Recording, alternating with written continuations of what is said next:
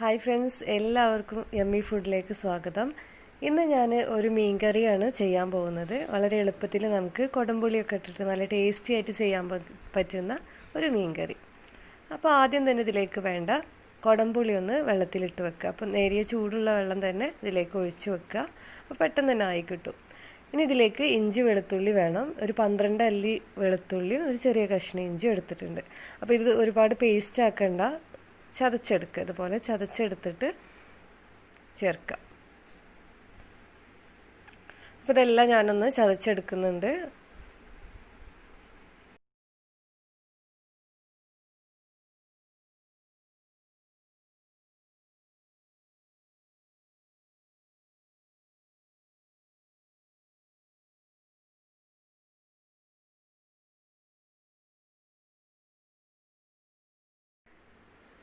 ഇനി ഇതിലേക്ക് ഒരു സവാള വേണം. അപ്പോൾ നിങ്ങൾക്ക് ചെറിയുള്ളി വേണമെങ്കിൽ ചേർക്കാം. ചെറിയുള്ളി ആയിരിക്കും നല്ല ടേസ്റ്റ് ഉണ്ടാവുക. പക്ഷെ നമുക്ക് എളുപ്പത്തിൽ ചെയ്യാൻ വേണ്ടിയിട്ട് സവാള ചേർക്കാം.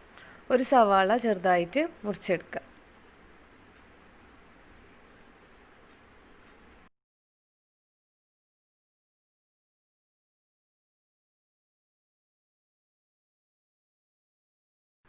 അപ്പോൾ സവാള ഒക്കെ അരിഞ്ഞെടുത്തിട്ടുണ്ടെങ്കിൽ ഇതിലേക്ക് 2 തക്കാളി വേണം. ഒരു മീഡിയം സൈസുള്ള 2 തക്കാളി. അതും ഇതുപോലെ ചെറിയ കഷ്ണങ്ങളാക്കി മുറിച്ചെടുക്കുക. ഇതിൻ്റെ കൂട്ടത്തിൽ പച്ചമുളകും കൂടെ അരിഞ്ഞെടുക്കുക. ഇനി നമുക്കിതെങ്ങനെ തയ്യാറാക്കുന്നതെന്ന് നോക്കാം. ഒരു മൺചട്ടിയാണ് ഞാനിപ്പോൾ എടുത്തിട്ടുള്ളത്. അത് ചൂടാക്കുക. അതിലേക്ക് വെളിച്ചെണ്ണ ഒഴിച്ചു കൊടുക്കുക. അപ്പോൾ മീൻ കറി വെക്കുമ്പോൾ എപ്പോഴും വെളിച്ചെണ്ണയാണ് നല്ലത്. വെളിച്ചെണ്ണ ഒഴിച്ചതിന് ശേഷം ഇതിലേക്ക് സവാള ചേർക്കുക. ഇനി സവാള നന്നായിട്ടൊന്ന് വഴറ്റിയെടുക്കുക.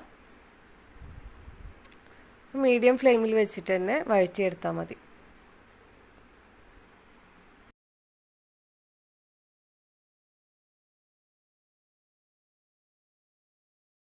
ഇപ്പോൾ നമ്മുടെ സവാള ഒക്കെ നന്നായിട്ട് വഴണ്ട് വന്നിട്ടുണ്ട്. ഇനി ഇതിലേക്ക് നമ്മൾ നേരത്തെ റെഡിയാക്കി വെച്ച ഇഞ്ചി വെളുത്തുള്ളിയും കൂടെ ചേർക്കുക. അതുകൂടെ നന്നായിട്ട് അതിൻ്റെ പച്ചമണക്ക് പോകുന്നവരെ നന്നായിട്ട് വഴറ്റിയെടുക്കുക.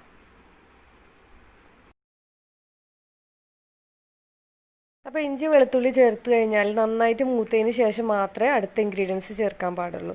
അല്ലെങ്കിൽ ആ കറിക്ക് ഒട്ടും ടേസ്റ്റ് ഉണ്ടാവില്ല. ഇതിലേക്ക് കുറച്ച് വേപ്പില കൂടെ ചേർത്തിട്ട് ഒന്ന് വഴറ്റിയെടുക്കുന്നുണ്ട്. അപ്പോൾ ഇഞ്ചി വെളുത്തുള്ളിയൊക്കെ മൂത്തിട്ട് നല്ലൊരു മണം വരുന്നുണ്ട്. ഈ സമയത്ത് നമുക്കിതിലേക്ക് വേണ്ട പൊടികളൊക്കെ ചേർത്ത് കൊടുക്കാം.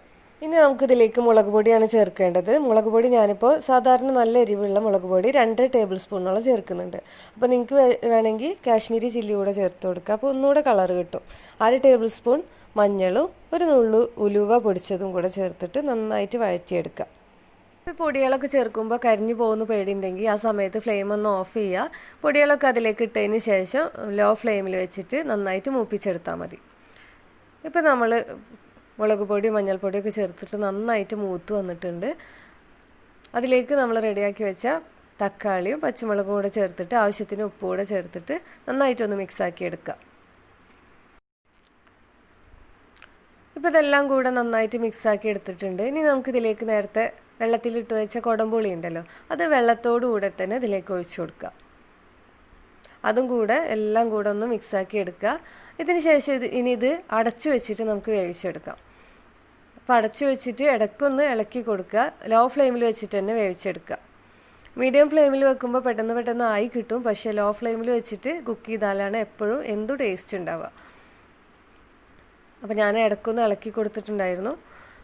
ഇനി ഇത് തക്കാളിയൊക്കെ നന്നായിട്ട് വേവുന്ന വരെ ഇവിടെ ഇരിക്കട്ടെ. നന്നായിട്ട് വെന്ത് കിട്ടുന്ന വരെ നമുക്ക് വെയിറ്റ് ചെയ്യാം. ഇപ്പോൾ കുറച്ച് സമയമായിട്ടുണ്ട്. ഇതിൻ്റെ എണ്ണയൊക്കെ മുകളിൽ തെളിഞ്ഞു വന്നിട്ടുണ്ട്. തക്കാളിയൊക്കെ നന്നായിട്ട് വെന്തിട്ടുമുണ്ട്. ഇപ്പോൾ തക്കാളിയൊക്കെ നന്നായിട്ട് വെന്തിട്ട് നല്ല സ്മൂത്തായിട്ടുള്ള ഗ്രേവി തന്നെ നമുക്ക് കിട്ടിയിട്ടുണ്ട്. ഇനി ഇതിലേക്ക് മീൻ ചേർക്കുക. ഞാനിപ്പോൾ ചൂരയാണ് ഇതിന് വേണ്ടിയിട്ട് എടുത്തിട്ടുള്ളത്. 1 കിലോ ചൂര ഇതിലേക്ക് ചേർത്ത് കൊടുക്കുക. ചെറിയ കഷ്ണങ്ങളാക്കി എടുത്തത് ചേർക്കുക. ഇനി ഇത് നന്നായിട്ട് മിക്സാക്കി എടുക്കുക. അപ്പോൾ ഒരുപാട് കുത്തി ഇളക്കണ്ട, ഉടഞ്ഞു പോവും. അപ്പം മെല്ലെ തന്നെ ഇത് ചെയ്തെടുക്കുക. ഞാനിപ്പോൾ സ്പീഡിൽ കാണിക്കുന്നേ ഉള്ളൂ. ഇനി ഇതിലേക്ക് വെള്ളം ചേർക്കുക. ആവശ്യത്തിനുള്ള വെള്ളം ചേർക്കുക. അപ്പോൾ വെള്ളം ചേർക്കുമ്പോൾ നന്നായിട്ട് തിളപ്പിച്ച വെള്ളം തന്നെ ചേർക്കുക.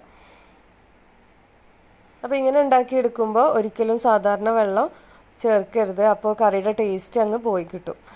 അപ്പോൾ നല്ല തിളച്ച വെള്ളം തന്നെ ആവശ്യത്തിന് ചേർത്ത് കൊടുക്കുക. അപ്പോൾ വെള്ളം ചേർക്കുമ്പോൾ ഒരുപാട് അങ്ങ് ചേർക്കണ്ട. ഇത് തിളച്ച് വരുമ്പോൾ മീനിൽ നിന്നൊക്കെ വെള്ളം ഇറങ്ങി വരും. അപ്പോൾ അതൊക്കെ ശ്രദ്ധിച്ചിട്ട് ചേർത്താൽ മതി. അപ്പോൾ ഞാനിപ്പോൾ വെള്ളമൊക്കെ ചേർത്തിട്ട് ഈ സമയത്ത് തന്നെ ഉപ്പൊക്കെ നോക്കുക.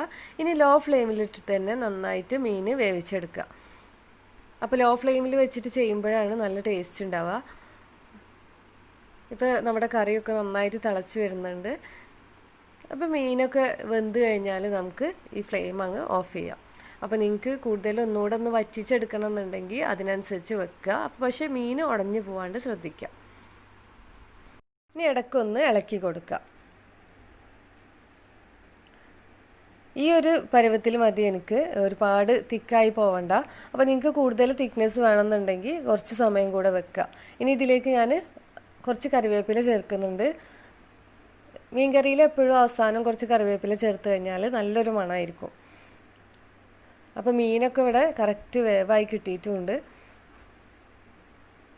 ഇനി നമുക്ക് ഫ്ലെയിം അങ്ങ് ഓഫ് ചെയ്തിടാം. അപ്പോൾ കുറച്ചൊക്കെ ചൂടാറിയതിന് ശേഷം ഞാനൊന്ന് വിളമ്പുകയാണ്. അപ്പോൾ എപ്പോഴും മീൻ കറി വെച്ചാൽ ഉടനെ തന്നെ അത് അടച്ചു വെക്കരുത്. അടച്ചു വെച്ച് കഴിഞ്ഞാൽ കറി പെട്ടെന്ന് തന്നെ ചീത്തയാവും. അപ്പോൾ ഒന്ന് അതിൻ്റെ കടുത്ത ചൂടൊക്കെ പോയി കഴിഞ്ഞാൽ മാത്രം അത് അടച്ചു വെച്ചാൽ മതി. അതൊന്ന് ശ്രദ്ധിക്കുക. ഇത് വളരെ എളുപ്പത്തിൽ ചെയ്യാൻ പറ്റുന്ന നല്ല സിമ്പിളായിട്ടുള്ളൊരു മീൻകറിയുടെ റെസിപ്പിയാണ്. നല്ല ടേസ്റ്റി ആയിട്ടുള്ളൊരു റെസിപ്പി തന്നെയാണിത്. അപ്പോൾ തീർച്ചയായിട്ടും ഇത് എല്ലാവർക്കും അറിയുന്നതാണെങ്കിലും നിങ്ങൾ അറിയാത്തവർക്ക് വേണ്ടിയിട്ട് ഒന്ന് ഷെയർ ചെയ്ത് കൊടുക്കുക. നിങ്ങൾക്ക് ഈ വീഡിയോ ഇഷ്ടമായിട്ടുണ്ടെങ്കിൽ ഒന്ന് ലൈക്ക് ചെയ്യുക. സബ്സ്ക്രൈബ് ചെയ്യാത്തവരുണ്ടെങ്കിൽ ഒന്ന് സബ്സ്ക്രൈബ് ചെയ്യാൻ മറക്കരുത്. നെക്സ്റ്റ് വീഡിയോയിൽ കാണാം. Thank you for watching. By.